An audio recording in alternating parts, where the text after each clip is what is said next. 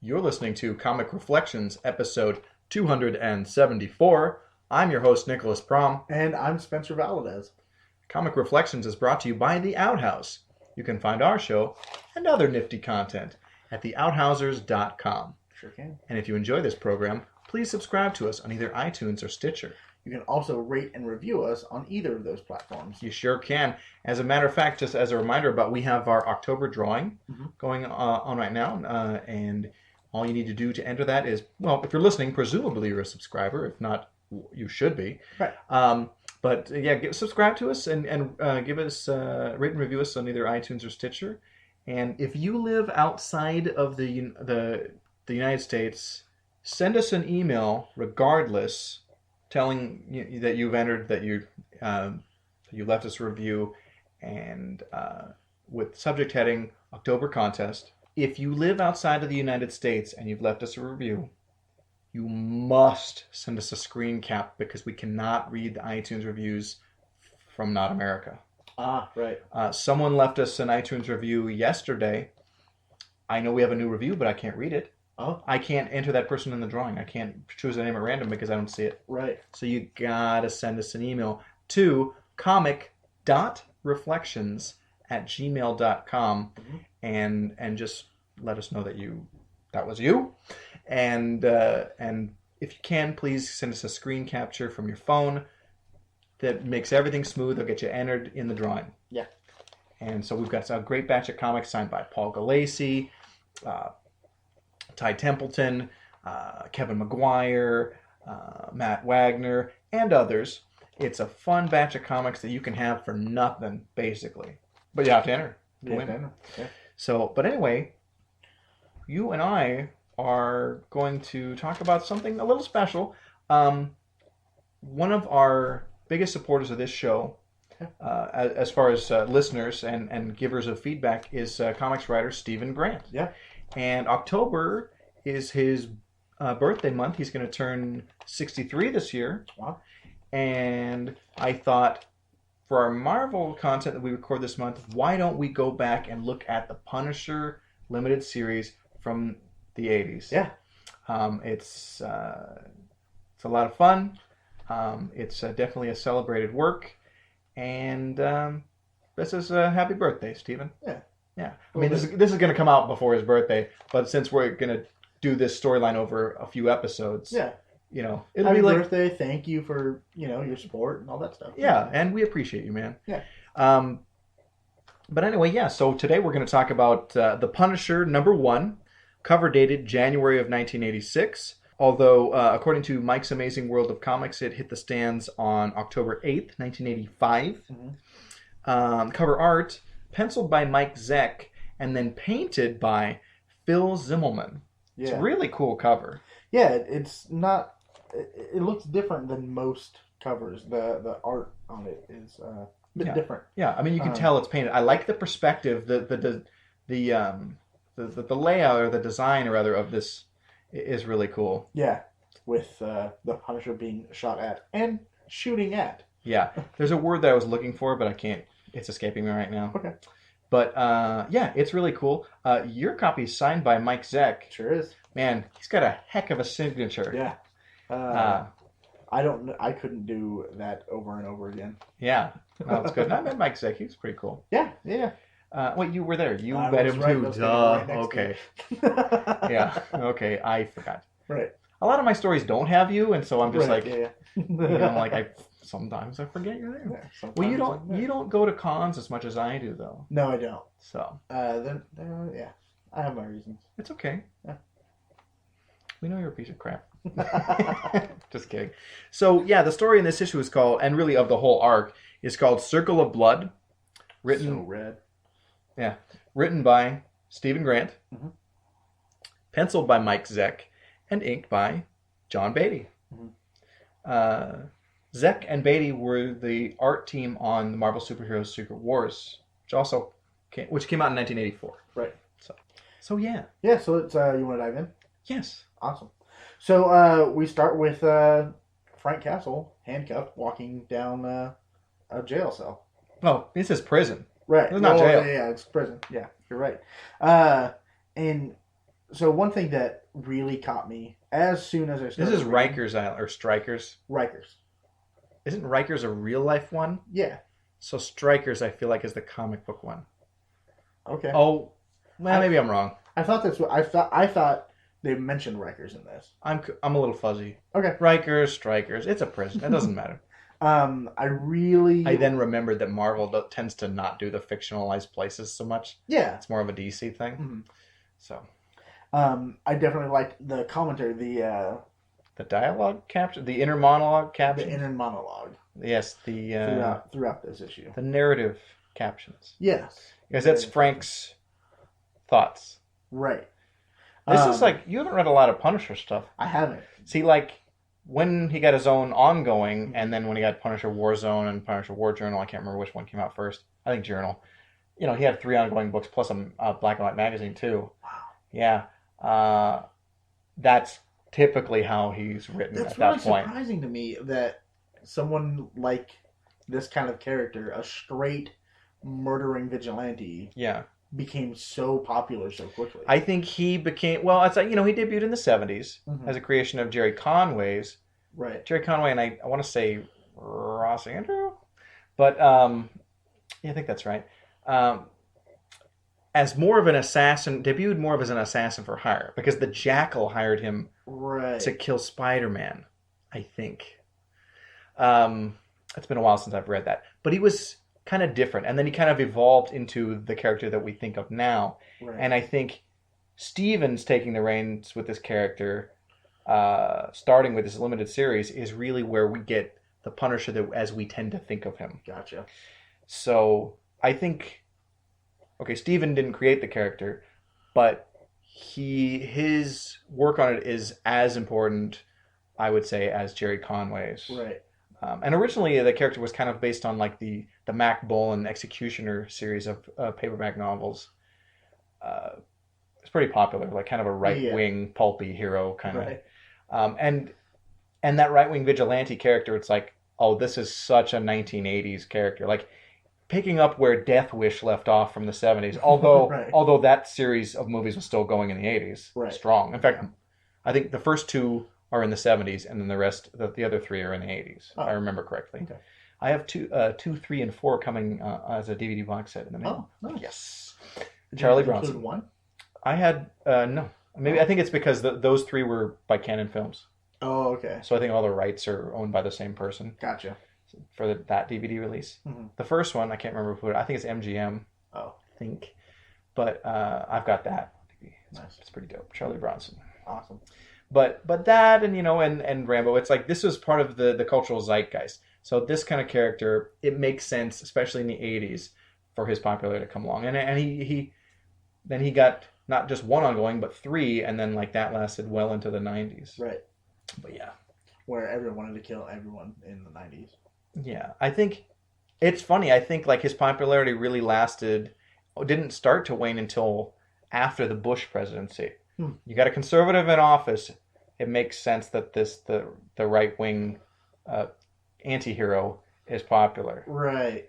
But then again, Death Wish was popular like what, during the Carter administration, right? Yeah, but then you get the Reagan administration. Right. So I don't know. Maybe what I have just said doesn't hold a lot of water, or maybe doesn't hold all the water. Right.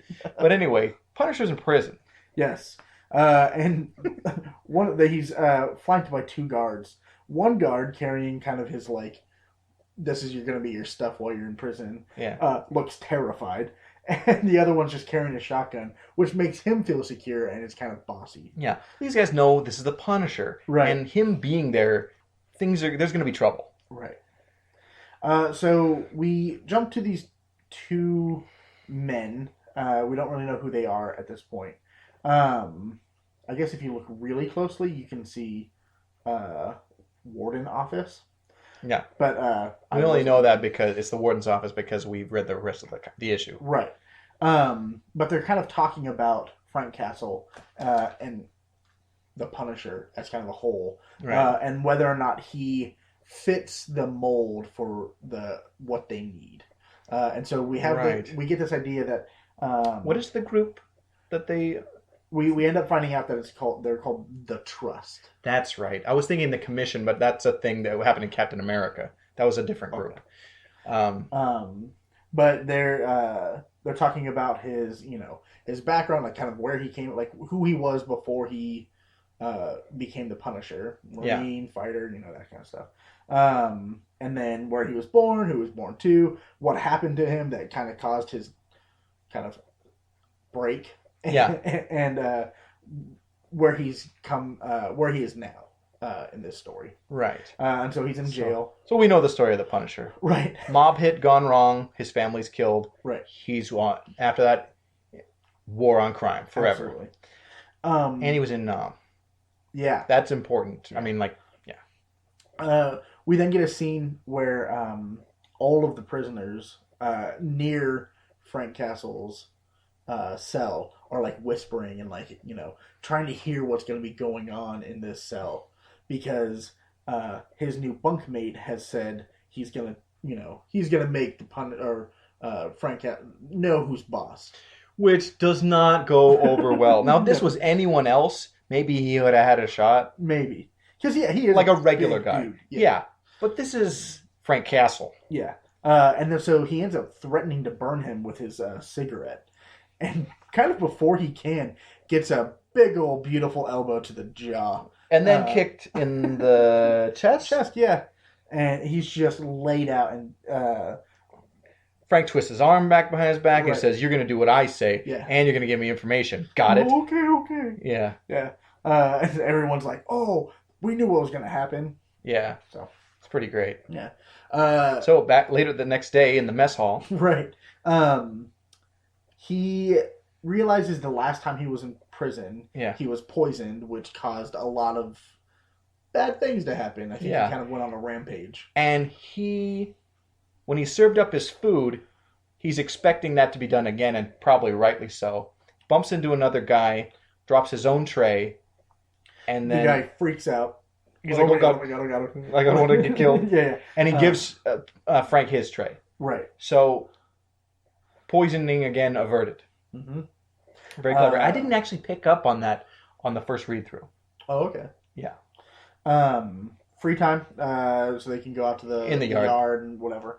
But what was his name? Who? The food guy. The guy in... I don't know. It doesn't matter. That one guy. Well, it kind of matters. Martini. Yeah. That was his name. Frisky Martini. That was his full name. I don't know. You think his parents named him Frisky? Right, I don't know. But he immediately kind of like slinks off and is going to go talk to the guy in charge. Yeah. And so Frank follows him. And we get an awesome... Yeah, it's a hallway fight. Not dissimilar from the one in Daredevil Season 2. Right. I mean, I feel like that's a slight homage to this. Yeah. This was... Punisher fights 10 guys. Yeah. And they got pipes and stuff. And a shiv. Yeah. Nasty looking shiv. That is such a, like, authentic looking prison shank shiv, totally. though. Yeah. Yeah, they too are just totally destroyed by the Punisher. Yeah, he kicks the crap out of all these guys. It's amazing. So he kicks the crap out of, let's see, there's 6 on the ground that we can see. I think there's 2 or 3 of them kind of like, we're good. Yeah, then he's like, you really want to do this? No. There's don't leave lead pipes laying around. Yeah. I thought that was great. And so then he keeps walking, and of course he strolls up.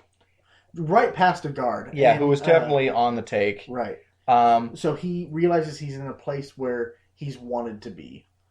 And that means... And he cannot count on the guards to be, like, on his side or anything. Right. So there's probably 10 guys behind him, and he walks up on Jigsaw. Yeah, and Jigsaw is living like a king in his cell. He's got TV, he's got beer. Yeah. I mean, complete furnishings. A recliner-looking thing. Yeah. Yeah. Now, Jigsaw has a very special distinction because he's one of the very few recurring Punisher villains. Because usually they're one-off criminals, one story arc, right? And he blows them away. Right. Now, but Jigsaw is proven to be wily and recurring.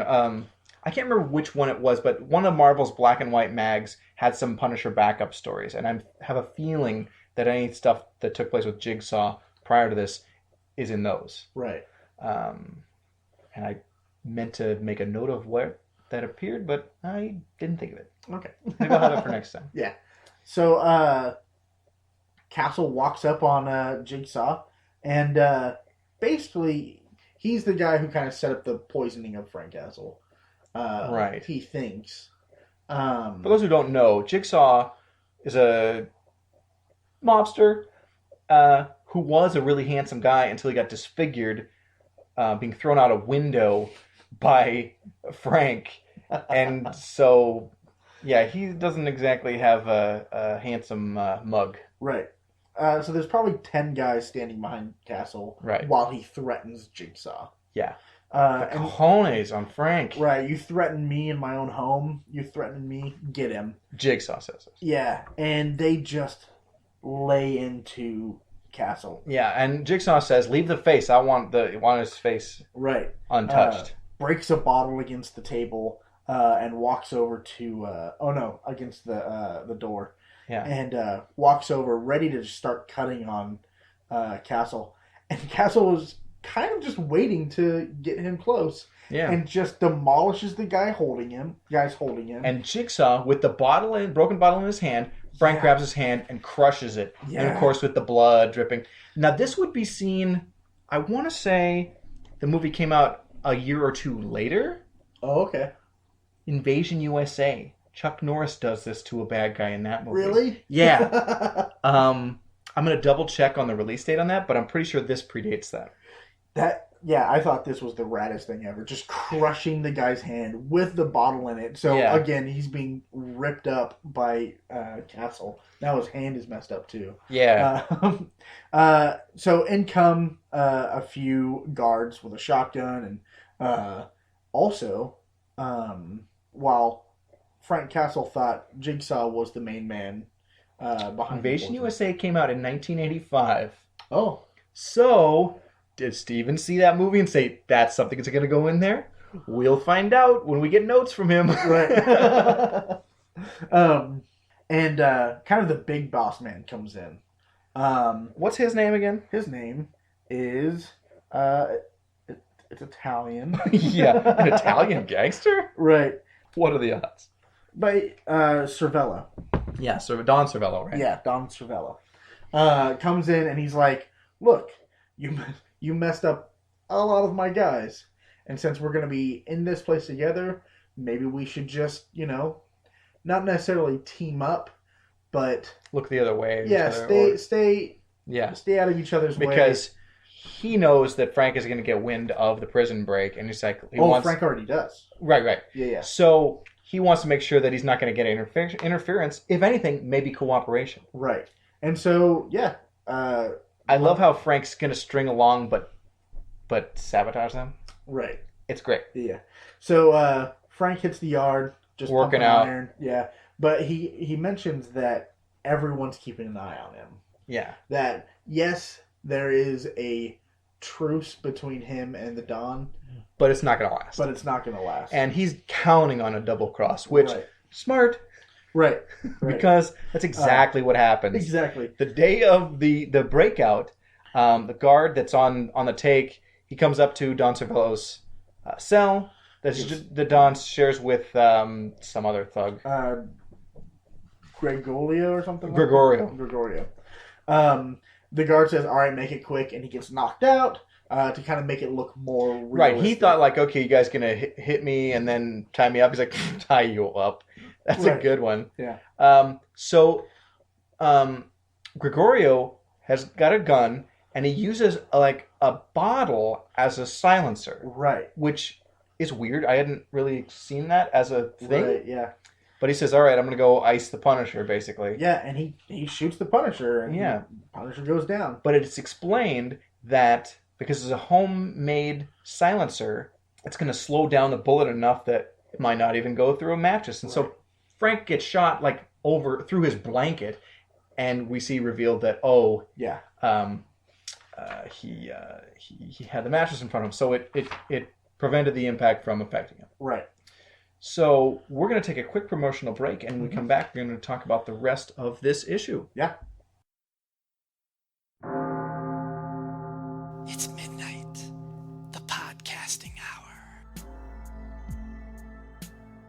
Hello, listeners. It's your friend, PJ Frightful.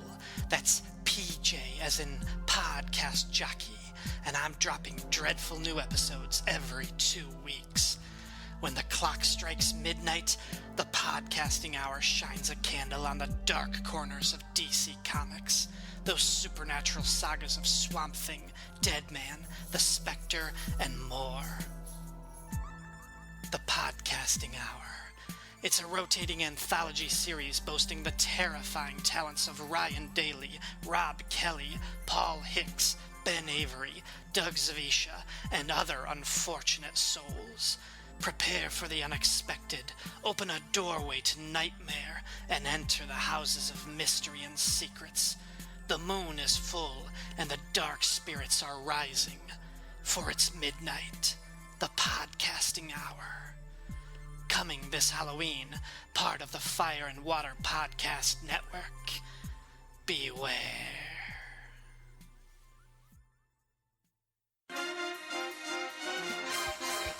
Star Wars, give me those Star Wars, nothing but Star Wars, don't let them end. Star Wars, those near and far wars, talking about Star Wars on a podcast.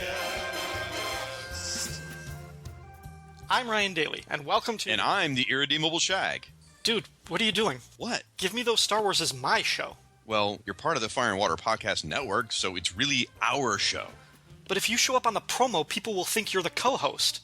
I'm not? No, the show will have rotating guests. You just took that idea from my Justice League International podcast. You took that idea from my Secret Origins podcast. And you took that idea from Dead Bothan Spies. That was my podcast. Wait a minute. I sang the theme song with you. So? So, technically, I appear on every episode. I'm part of the foundation of this new Star Wars show. That's true. So, you want to take this from the top, or what? I'm Ryan Daly. Join me and a galaxy of guest stars on Give Me Those... including the irredeemable Shag, whose voice you will technically hear on every episode, on Give Me Those Star Wars. The official Star Wars show of the Fire and Water Podcast Network. Available on iTunes and Stitcher and at fireandwaterpodcast.com. All right, so from kind of here on in, we have a lot of inner dialogue from the Punisher. We got some intermixed throughout the first half of the story. Yeah, when he's like getting ready to do stuff and he's by himself, we definitely get just the captions with his dialogue. And I realize the 80s is where we get the shift from thought balloons to all that stuff being in captions. Right. Yeah. Okay. And now you see in modern comics, thought balloons don't get used that much. And it's almost all done like this.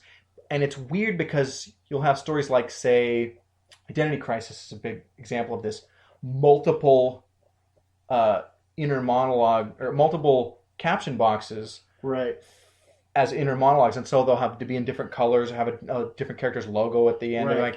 It's like if you're not like a major comics reader, you're gonna be a little confused by this. It's a bit daunting. I will say modern comics has been able to do that a little better with being able to use the computer more. Yeah. You're able to scale the logo a little better when it's multiple. I mean, I was using a modern comic as an example, but I mean even more modern. Yeah. Yeah. So like today.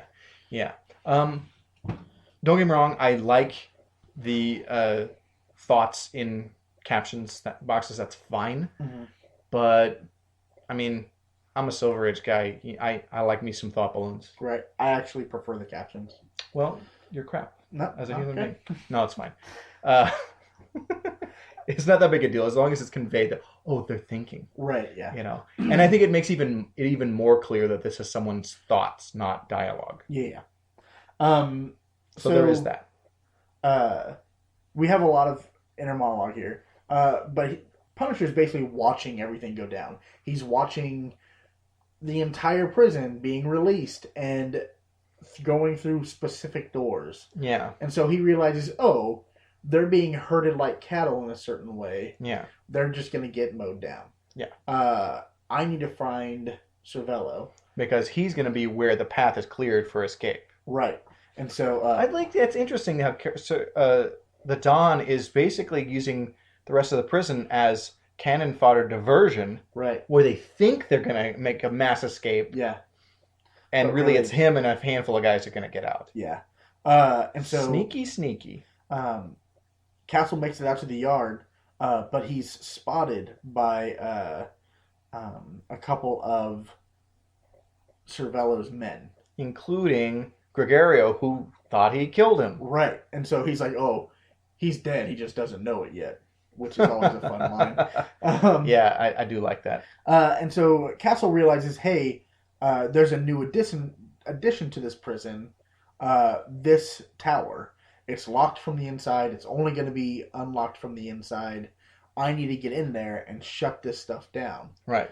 And so he makes a mad dash for it, but right behind him are Cervello's men, and so he slams into the door, doesn't open, and so instead of like waiting for these guys to come and fight him, he just starts climbing up the wall, like up the tower. Yeah, he takes off his shoes, which I thought is weird. Yeah, like, wouldn't it be easier to scale a wall if you got some traction than your feet? Or maybe the prison shoes are slick. Yeah, probably. I don't know. That's just kind of strange. Right. Um, With prison shoes, they probably don't want you climbing things. Right. So okay. So having your toes. Okay. Yeah. Okay.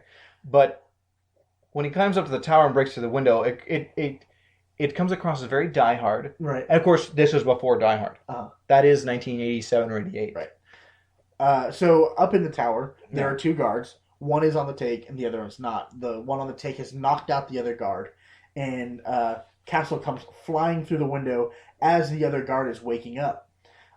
And so we have this, why couldn't you stay down, Mitch? Now I gotta, oh no. Right.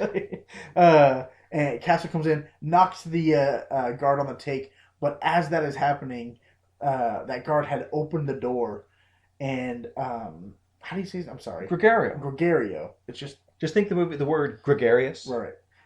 Gregorio grabs the other guard. Yeah. And holds him kind of hostage. And hostages, I don't think, mean too much to Punisher. And I think they matter, but not as much as like putting the bad guy on ice. Right. And so that's what he does. He puts the bad guy down. He shoots him in kind of the shoulder. Yeah. Knocks out the other guard. Saves the good guard. Right. And the good guard's like, you can't leave. I'll shoot you. But he doesn't. Okay. And so Frank's gone. Yeah. By the way, Jigsaw is part of that group that's escaping. Yeah. It really ends up being it's botched because of the actions of the Punisher. Right. So Don Cervello and Jigsaw head to the warden's office. Right. They make a run for it. Yeah. And their plan is take them hostage and make demands and be able to make their getaway. Right. Good plan in their last ditch part. Right. Because the Punisher has screwed up their whole plan. Exactly. So the Punisher has a gun at this point. He's Yep. been able to pick a couple guns. Yeah. And at one point, the prison doors lock. The barred doors lock. Yeah. And the only way he's going to be able to undo it is by disconnecting the power. So he reaches into the guard's booth and just rips stuff or shoots stuff. Yeah. Because he's the Punisher. The Punisher shooting guns? Right. And he's able to cut the power and open the doors. Cool. But in that time, Cervello and Jigsaw have gotten to the warden's office. And to that assistant who's also part of the trust. Right. I can't remember what capacity that other guy serves. He's probably maybe an aide or something. Something like that. Okay. And so they tell him, hey, give us your gun or I'm going to kill these people. So Castle puts bullets in the gun and then throws it out. Yeah. Jigsaw is like, ha, you dope. I was going to kill him anyway. You think we're going to run and rush you? No. Step out into the hall, into the doorway, slowly. Yeah. So Frank has a piece tucked into his pants behind his back. Right. Which is just classic. Right. So when when Frank comes out in the open and Jigsaw draws a bead on him, of course, pulls the trigger to blow him away. Right. The gun explodes. Right. Frank loaded rounds that are too large for that gun into the chamber, and so it backfired, it misfired, and that incapacitates Jigsaw. Right. And so it was just... So Frank pulls out the other gun from his back and pulls it on Don Cervello. Yeah. Okay, I've never seen that putting the bullets too big in. I thought that was great. I thought that was so cool. Maybe that's in other genre, other crime fiction, but I hadn't seen that before. I've never heard of that either. Yeah. Yeah. Something bad's probably going to happen if you're not using the right rounds. Yeah. So, Cervello still has the gun on the warden and is threatening, if you don't put down your gun, I'm going to kill this guy. And he says, and Frank basically says, look, the only way you're leaving here is dead. So go ahead and kill him. I'm going to kill you anyways. Yeah. Or you can put down the gun. And Cervello's... he does not call the Punisher's bluff. No, because he's like, screw that. So he folded. Yeah. Gets pistol whipped, and right as Castle knocks out Cervello. Then the SWAT team guys arrive. Right. And they put a shotgun against his head, and they're like, and the warden's like, whoa, no. This guy, I called on him to help us. Which is what? A lie. Yeah. But they're like, sir, really? They're like, no, just go. I got this covered. Mm-hmm. So he and his aide are there. Cervello and Jigsaw are hauled out, and they make Frank an offer. Right. They offer to be exactly what the Punisher is. They're a group of private citizens who are concerned with the direction of the country. And, they think the only answer is the Punisher. Well, they know he's very good at what he does. Right. I haven't read ahead, so I don't know if he agrees to go along with them. I don't know if they're up on the up and up, or if they're gonna it's gonna be a double cross or something. Yeah. So there's that, which will be exciting to find out. Punisher in his classic, white boots, white gloves, the uniform. It's great. He throws in with them, and he wonders, can I trust the trust? Right. And then it says back to war. Yeah. And then we kind of have this epilogue. Yes. Of another kind of Don, Charlie Siciliano. Siciliano. Yeah. Classic Italian diner. Yeah. Boss man's eating spaghetti. Just a classic looking. Yeah. So he's talking to this young fella. Yeah. Whose father was a mobster and offed. Right, by the Punisher. Right. And this guy doesn't want to do anything. He wants to go to art school or some crap like that. He said he'd be a doctor. Yeah, okay. And the guy basically shames him into taking action against the Punisher. Yeah. Which is this guy's going to die. And I'm sure sure of my it. mother's life, the Punisher will die. But he totally shames him, basically absolutely into doing it. Yeah. It's reminiscent of Michael Corleone in The Godfather, not wanting to get into the family business, and then he's thrust into it because beyond his circumstances force him into taking over control of the family business, and then he gets into he can't get out eventually. Even no matter how hard he tried throughout the series. Yeah. So I like that. I wonder if he'll show back up. Yeah, I think he will. I'm curious. This is exciting to see where this is going to go. Yeah. Overall, what did you think of this issue? A lot of fun. This is the only Punisher issue of anything I own. Yeah. I've never I really like heroes that don't have to use guns. Right. I think Punisher is the only character like him that I'm interested in. In popular culture, that in comics, heroes typically don't use guns. Yeah. I like that. Well, and Punisher's an anti-hero. He's not a superhero. He is a character who exists in a superhero universe, which is different. And so... Jeff, one time we were talking about Swamp Thing. He called Swamp Thing a superhero. I'm like, he's not a superhero. Right. He's a character who exists in a superhero world, but he's not a superhero. Right. And so this is kind of a turn from what I typically read. Yeah. And I thought it was a lot of fun. Yeah, no, it's really good. I think I can say right now I've read more Punisher stuff than you have. And it tends to be fairly formulaic, but it's fun. It's good stuff. It's a nice to read as a break when you don't want all the soap opera of superhero comics and the big cosmic epics. Yeah. It's just because Frank has no ongoing love story problems. It's evading Right. capture and hunting down criminals. Right. And so you get to do a lot of more one done in one stories or shorter arcs, or it's just you're freed up in the Punisher to tell just interesting stories about here's some really bad men and here's a guy who's going to kill them. Right. And there are limitations and freedoms to that. Mm-hmm. But the Punisher's a great character. I like him. Yeah. I like that he's around, and I like that. I like him as a contrast to other heroes. I think one thing that leans to why he's because he can pop up anywhere.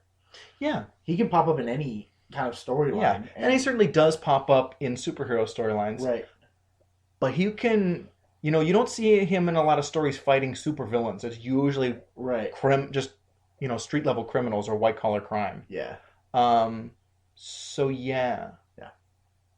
But yeah. Overall, fun issue, and I'm excited to read those next issues. Yes, which would that the next Punisher episode we're gonna do will be 2 weeks from now. So yeah. All right. So Comic Reflections is recorded in Portland, Oregon, and produced by Sean Roof. The worst. Nah. Until next time.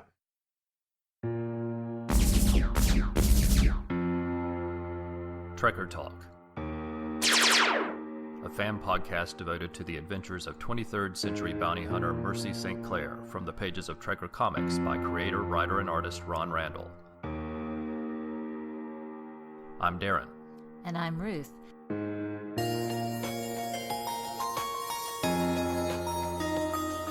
We'll be discussing the stories, characters, and art in this excellent retro sci-fi adventure series, as well as having side conversations about other areas of fandom. We hope you will join us as we travel from the dangerous back streets of New Guelph to the depths of outer space and everywhere in between. Trekker Talk is available at podbean.com and on iTunes and Stitcher. Find us at trekkertalk.com.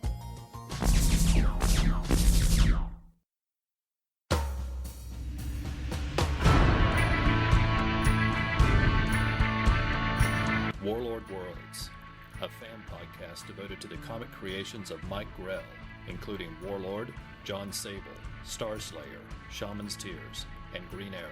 I'm Darren. And I'm Ruth.